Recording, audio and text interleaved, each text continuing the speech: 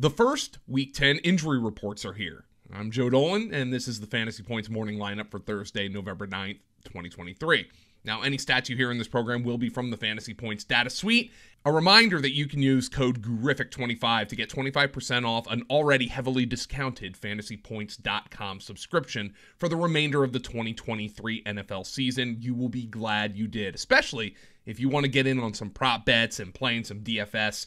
Our team is the best in the business. Mr. Scott Barrett, Grant Barfield, Jake Tribby, Tom Brawley obviously leading the way in those areas. It is a fantastic product, and I hope you enjoy it. So let's start on Week 10's Thursday night game.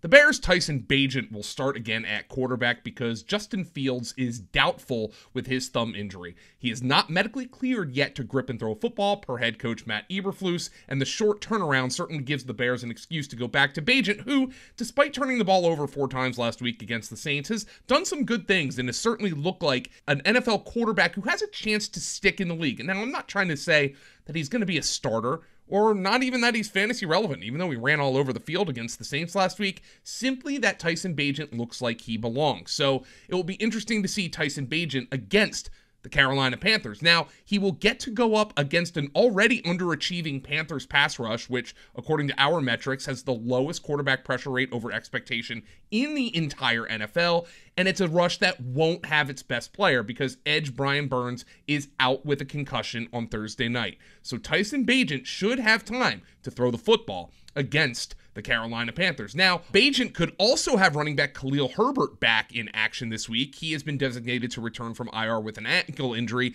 and he is questionable to play. Now, unfortunately, I think this could become a really ugly committee in Chicago. Since D'Onta Foreman was given the opportunity to be the lead back here, he's done nothing to relinquish that early down role. But he also doesn't do a lot in the passing game. So I wonder if they're going to mix in Khalil Herbert on early downs and passing downs, continue to use Rashawn Johnson on passing downs. Unfortunately, this offense is not good enough to sustain a 3-headed backfield right now. Until I get more information on Khalil Herbert's role, it's really D'Onta Foreman or bust, and you have to pray for a touchdown. You could need Justin Fields back in this offense to unlock DJ Moore downfield, but Bagent has held down the fort well and certainly has taken a liking to Cole Kmet. We'll see if that continues on Thursday night. Meanwhile, the Panthers' reeling Bryce Young will not have DJ Chark, wide receiver DJ Chark, with an elbow injury, or at the very least is very unlikely to have Chark. He is listed as doubtful. After a promising game against the Texans 2 weeks ago, Young probably played his worst game last week against the Colts, including 2 pick sixes. I hope he bounces back for his sake on Thursday Night Football. Elsewhere, the statuses of the top 2 picks in fantasy drafts from this summer remain up in the air for Week 10. The Vikings' Justin Jefferson had his 21-day window to return from IR with his hamstring injury activated, and he was officially limited in practice on Wednesday. But it certainly looks unlikely he'll play in Week 10 against the Saints. Per Coach Kevin O'Connell, quote, "We have a rough timetable for JJ's return. It would be a little aggressive," end quote, for him to play this week. So obviously you want to hold on to him, but it looks like Josh Dobbs, who was the NFC's Offensive Player of the Week, and once again a phenomenal story, will be throwing to mostly Jordan Addison, TJ Hawkinson, and Brandon Powell this week, with KJ Osborne also dealing with a concussion. Meanwhile, Bengals star wide receiver Ja'Marr Chase injured his back on Sunday night against the Bills. Chase officially did not practice on Wednesday. Per Kelsey Conway of the Cincinnati Enquirer, quote, "Just spoke to Ja'Marr Chase and asked if he's going to play this weekend. He said with a smile he won't answer that question yet." Chase was in good spirits in the locker room, and other Bengal beat writers seemed to observe Chase walking fine onto the practice field. Nonetheless, he did not practice. Both Chase and Coach Zach Taylor admitted he was still sore, so we'll have to monitor this all week as the Bengals prepare for the Texans.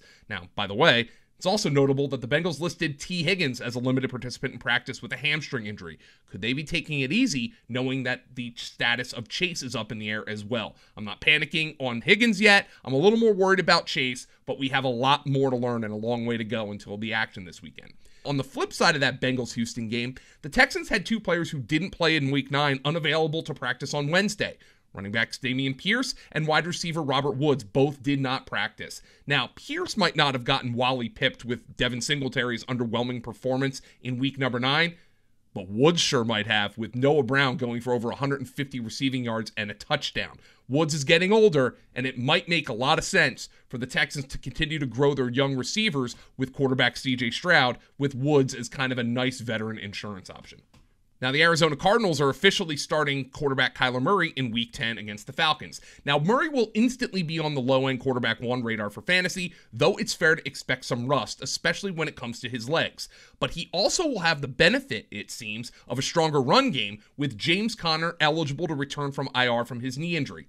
Now, last week, Coach Jonathan Gannon joked with reporters that Conner looks faster and has had no setbacks, and he is actually excited to see Conner back in practice this week. It's looking good for Conner to return. He was an RB1 before going down and should be considered a solid RB2 upon his return, with the potential to be more. In other injury news, the Lions will welcome back running back David Montgomery from a rib injury this week. And here's what Coach Dan Campbell told reporters about Detroit's running back situation per the Lions' official website. Quote, "We know what David can do, but we know that Gibbs has gotten better every week. So we're going to ask those guys to do the things they do well, and that helps our offense move the football. I don't think, necessarily sitting here talking to you right now, that I see Gibbs getting 65 plays. I don't see that. But he's going to get his fair share now. We know what he can be, and he's growing. I think it'll be a little bit by committee, and make sure we get those guys their touches. Gibbs will get his touches." Now, of course, Jahmyr Gibbs was a far backseat to David Montgomery in the early part of the season, with Montgomery running so hot. But Jahmyr Gibbs, he broke the Fantasy Points data suite single game missed tackles forced record in the Lions' last game against the Raiders, and he certainly has earned more touches going forward. Right now, I consider both guys RB2s this week against the Chargers. In some positive wide receiver news, 49ers wide receiver Deebo Samuel's shoulder injury seems to have healed up over the bye. He was a full go on Wednesday and should make his return in Week 10, wherein he'll be a strong wide receiver 3 option with the potential for more. While the Packers' Christian Watson has survived yet another injury scare, this time to his chest, back, and head, to be a full participant in practice on Wednesday. Now, Jordan Love has certainly struggled, and they've got a tough matchup with the Steelers coming up, but Christian Watson, it looks like, will be out there for Jordan Love. Falcons coach Arthur Smith told reporters that it was trending in the right direction for wide receiver Drake London to return from his groin injury in Week 10, ostensibly to be out-targeted by Kadero Hodge. And in bad news, the Colts' Josh Downs didn't practice on Wednesday with a knee injury, while Chargers coach Brandon Staley isn't sure wide receiver Josh Palmer's knee will heal up in time for him to play again this season, leaving LA perilously thin on the perimeter.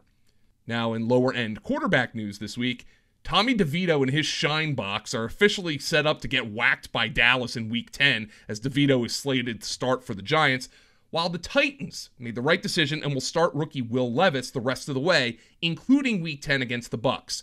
Levis is a mid-range fantasy option. DeVito, he's not. Thanks for joining me for this edition of the Fantasy Points Morning Lineup. Remember to subscribe to the Fantasy Points YouTube channel, hit that like button, and comment if you enjoyed this video. Let me know which of these players is affecting your lineups this week. And come catch me over at fantasypoints.com and our subscriber Discord by using code GURIFIC25, and I will talk to you on Saturday.